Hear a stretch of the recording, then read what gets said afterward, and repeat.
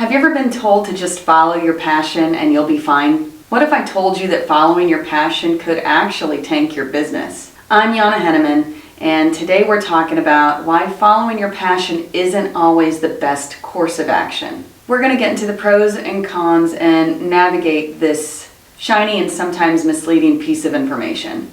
I know, everyone loves to tell us follow your passion.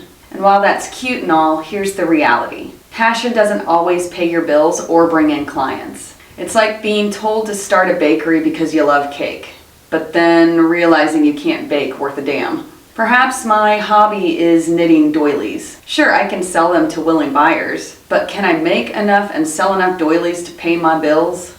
Probably not. So how do we really handle this passion nonsense? Let's break it down. Following your passion sounds great on a Pinterest board, but in real life, it's a one-way ticket to burnout and regret, especially if you don't pursue it rightly.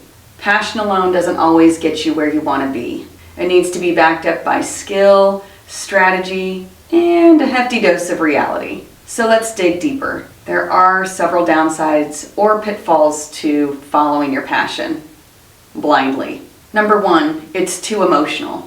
Passion is emotional, and emotions, they don't pay the rent. Business requires logic, and logic and feelings don't often play nice when they're in the same room. I always say when emotions go up, intelligence goes down. Yeah, we need to find the fulcrum in business. A perfect balance between logic and passion. Chasing your passion without looking at the practical side of things can be futile. Like I know a contractor who loves doing remodels, but when it comes to running a business and hiring other contractors, while he loves the business, he didn't have the skills or the strategy in order to run that business, and he ran it right into the ground. Number two, you can be blinded by your love for it. When you're in love with an idea, you're not always seeing things clearly. This passion of yours might make you blind to the fact that the market's already saturated, or your audience doesn't care, or you don't have the skills to back it up. I knew a lady once who wanted so badly to fall in love that she moved halfway around the world to do so. She met this wonderful gentleman online, and after chatting for a couple of months, she moved from England all the way to Southeast Asia. She was led by her passion, and all logic and reasoning went out the window. Unfortunately for her, after a couple of weeks, the relationship did not last, and she found herself in another country not knowing what to do, and lamenting the fact that she left her life in England because she was in love with the idea of being in love. Number three, the market doesn't always care about your passion. The world doesn't owe you anything just because you're passionate about something. Your passion means nothing if the market isn't ready for it, or if the market doesn't care. Passion doesn't always build a business. Sure, it can fuel your drive on how to figure out how to build a business, but flying blindly on faith isn't always the answer. Again, there's a fulcrum that needs to be reached, a balance, if you will. Number four, it can lead to burnout. Doing something you love sounds great until you're doing it all day, every day, day in and day out. Suddenly, you don't love it anymore. You end up just being tired and broke.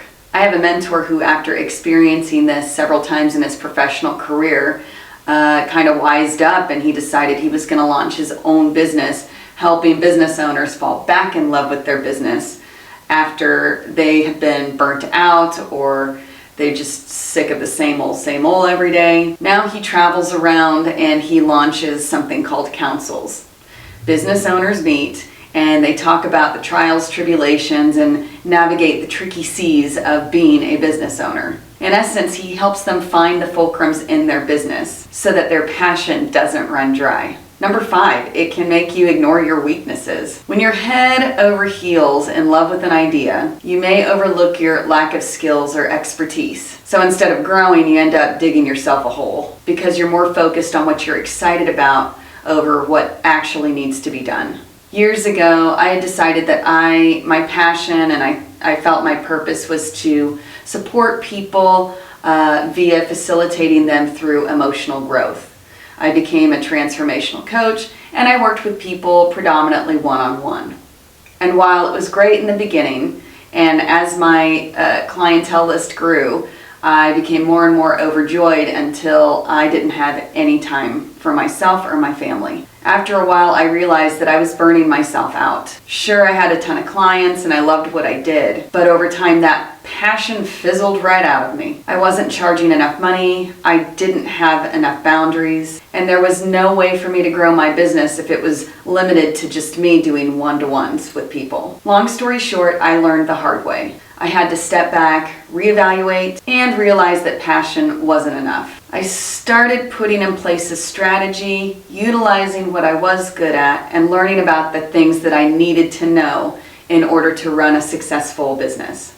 And guess what? It worked. Passion alone almost buried me, but that passion fueled my way to figure out how to make it all work. And while these are some of the downsides of blindly following your passion, here are some of the pros to it, some of the good things. Number one, when wielded correctly, it can push you to do the things you don't really want to do. When you combine passion with practicality, you'll start to work on things that actually drive results. It's the fulcrum. Passion gives you that extra oomph to get things done. Number two, in pursuing your passion, you'll figure out what it is that you're really, really good at. Sometimes passion can make you blind, but if you let go of the follow your passion advice and start focusing on what works, you'll realize that you might even have some skills you didn't know that you had. Number three, passion can help you through difficulties. When things get tough, passion can keep you from quitting. Also, a healthy dose of stubbornness will do that too. Passion's not going to fix everything, but it'll get you through the rough patches when your bank account is screaming at you and you're eating ramen noodles for the third straight night in a row. 4, passion brings fresh perspectives. If you find the right mix of passion and purpose, it can open your eyes to opportunities that you didn't see before. It can make you question the status quo and come up with some new ideas. Sometimes that little spark is exactly what you need to push forward. Hardship breeds resilience, and passion can get you through those tough times, so long as, again, you find that fulcrum. Number 5, it fuels the long-term grind. If your passion aligns with your business, your mission, and your vision statements, and you're clear about your goals, passion can fuel your journey. Just make sure it's not all talk and no substance. In summary, here's the deal. Passion is not a bad thing, but if it's all you're working with, you may be setting yourself up for a rough ride. Passion should fuel your strategy, not replace it. You need passion and a plan. Take a step back, look at the bigger picture, and make sure that your passion has a practical foundation. Again, when wielded rightly, passion can be a huge catalyst for success. It's all about the fulcrum. Thank you so much for tuning in. Please remember to like, follow, subscribe, leave us a comment, and remember to sign up for our once-a-week newsletter. No fluff, just the good stuff. I'm Jana Henneman, and I'll see you this time next week.